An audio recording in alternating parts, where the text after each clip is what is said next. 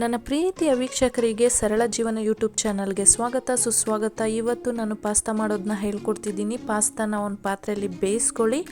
ಒಂದು ಬಾಣಲಿನ ಹಿಡಿ, ಬಾಣಲಿಗೆ ಎಣ್ಣೆ ಸ್ವಲ್ಪ ಹಾಕಿ, ನೋಡ್ತಾ ಇರ್ಬೋದು ನೀವು ಈರುಳ್ಳಿ, ಕ್ಯಾಪ್ಸಿಕಮ್, ಟೊಮೆಟೊ, ಹಸಿಮೆಣಸಿನ್ಕಾಯಿನ ನಾನು ಹೆಚ್ಚಿಟ್ಕೊಂಡಿದ್ದೀನಿ. ಸೊ ಫಸ್ಟು ಮೊದಲನೇದಾಗಿ ಈರುಳ್ಳಿ ಮತ್ತು ಹಸಿಮೆಣಸಿನ್ಕಾಯಿನ ಹಾಕಿ ಚೆನ್ನಾಗಿ ಫ್ರೈ ಮಾಡ್ಕೊಳ್ಳಿ.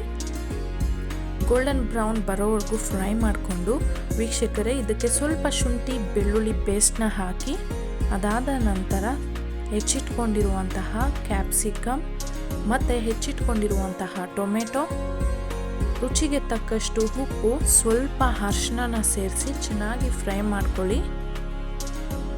ಹೆಚ್ಚಿಟ್ಕೊಂಡಿರುವಂತಹ ತರಕಾರಿ ಏನಿರುತ್ತೋ ಅದನ್ನು ಸಹ ಆ್ಯಡ್ ಮಾಡಿ.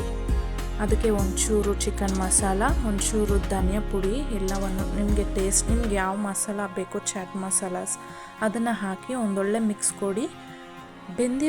ಪಾಸ್ತಾ ಬೆಂದಿರುವಂತಹ ನೀರನ್ನ ಸ್ವಲ್ಪ ಹಾಕ್ಕೊಳ್ಳಿ, ಸಾಫ್ಟ್ನೆಸ್ ಬರೋದಕ್ಕೋಸ್ಕರ. ಸೊ ಅದನ್ನು ಚೆನ್ನಾಗಿ ಮಿಕ್ಸ್ ಮಾಡ್ಕೊಳ್ಳಿ. ಅದು ಒಂಚೂರು ಕುದಿದಾದ್ಮೇಲೆ ಬೆಂದಿರುವಂತಹ ಪಾಸ್ತಾನ ಆ್ಯಡ್ ಮಾಡ್ಕೊಳ್ಳಿ.